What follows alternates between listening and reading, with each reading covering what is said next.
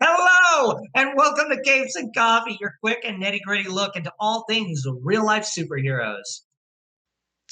So this week is a special episode. We are featuring Crimson Fist, and they sent us a very nice submission video explaining so many different Facets? things, so many different facets of outreach work. They've been doing this for many years, and I highly value their input on this. So without further ado, Crimson Fist. Hi everyone, this is Crimson Fist, and I'm here to talk to you today about working with the unhoused.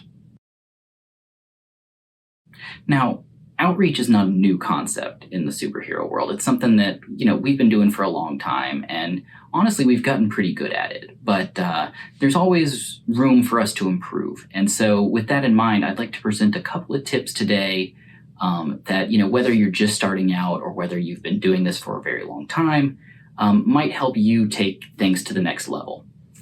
So without further ado, let's jump right into it. Tip number 1, know the laws in your area, especially when it comes to food distribution, because they're going to vary wildly depending on where you live. And what works for one person is not necessarily going to work for you where you live.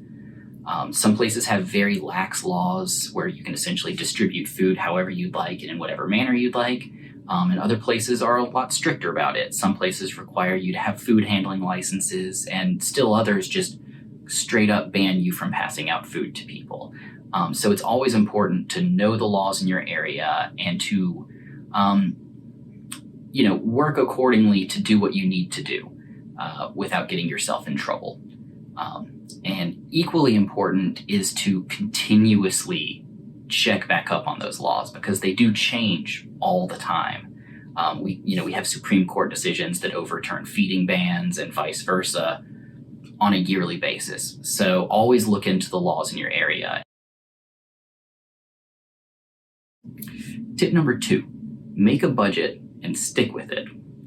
And now when I say budget, I'm not just talking about money. I'm also talking about the time and energy that you're willing to invest into this kind of work.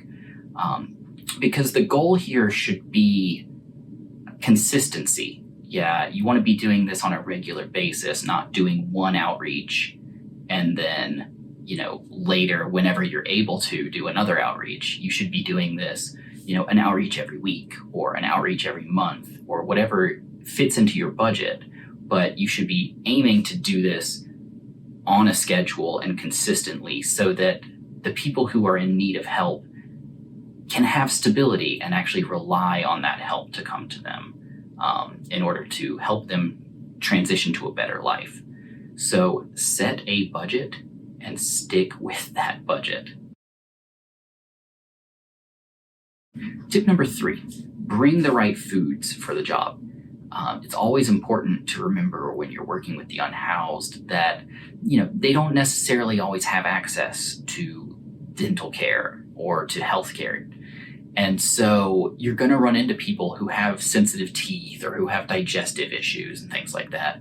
And so when you're selecting the foods that you bring around for these folks, it's always important to think about those problems and cater to them especially. So you want to avoid foods that are like hard or crunchy or spicy, things like that.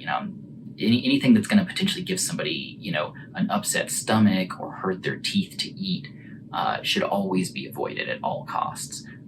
Great things to look into if you're making homemade foods would be stuff like pasta or soup, or a popular item amongst the superhero world is always bean burritos. Anything that can get people nutrients but that can easily sit on a stomach is the way to go. Tip number 4, ask unhoused people what supplies they need and bring it to them. Now, I know that sounds really simplistic, but the reality of it is this is something that very few people in this community actually do at this point. I noticed that a lot of folks take the approach of putting together care packages with a bunch of different supplies and just going out and giving that to people.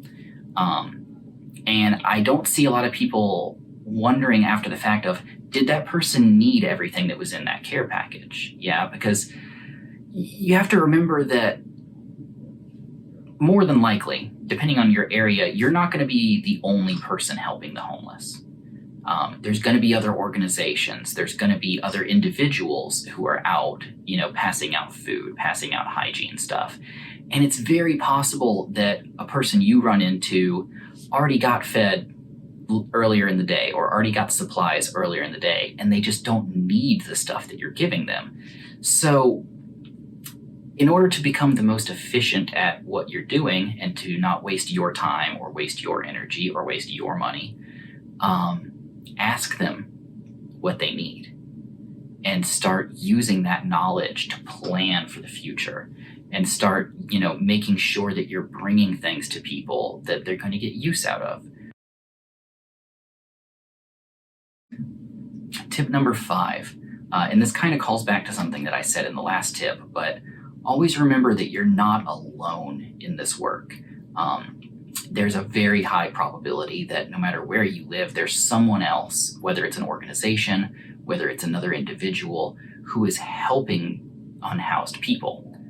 And if you are of a limited budget, whether it's money, whether it's energy, whether it's time, you can join into these organizations and help them. And you're going to be doing just as much good, if not more so, because of your collaborative efforts.